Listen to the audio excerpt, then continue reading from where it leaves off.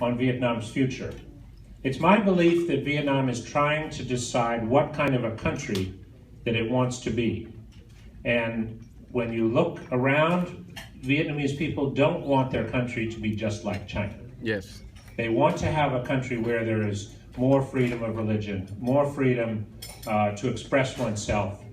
The congressman cited a couple of polls. I'm going to tell you about a very recent poll, an internal poll of the Vietnamese people, north, south, a very large poll that was taken by the Vietnam Academy of Social Sciences. 92% of Vietnamese people in the north, in the south, young and old, want a closer relationship with the United States. 92%. Yes. There's a little bit of a difference between the older and the younger people, but it's less than a percentage.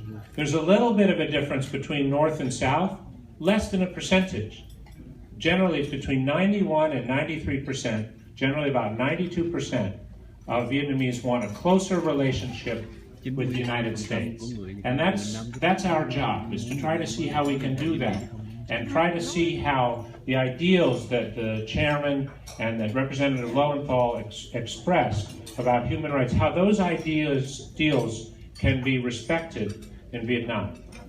When I first went to Vietnam 20 years ago, there was no internet. Now we have 200,000 people on our Facebook pages, and 30 million people in Vietnam are on Facebook. 40 million people have access to the internet. And I read their comments every day. And those comments, in those comments, people are saying whatever they want to say.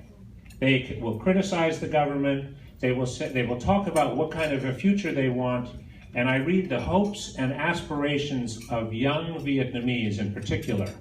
And I read what kind of a nation they want. They look to us with hope. They want more freedom, not less. They want more of an ability to decide their future, not less. And that's our job, is to support that kind of hope and make sure that that hope isn't greatly disappointed. You heard the chairman talk about the importance of trade. When I was first in Vietnam, we had an annual trade between our two countries of about $450 million. Now our annual trade is over $36 billion, and it's going up.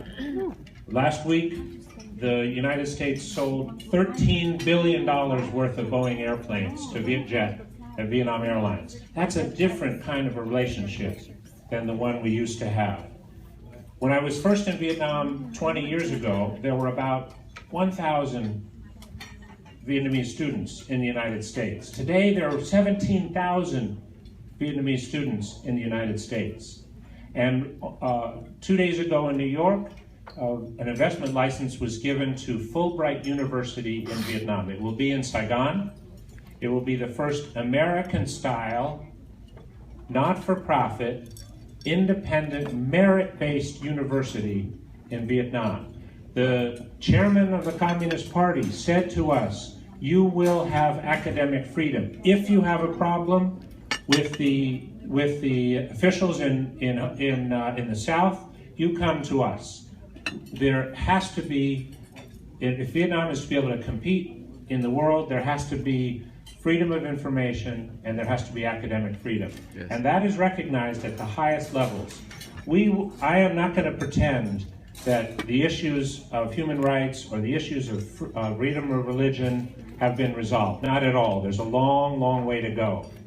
There's a long way to go, and I agree with my respected friends from the Committee on Foreign Relations. We must use whatever leverage we have to keep pressing for greater freedoms.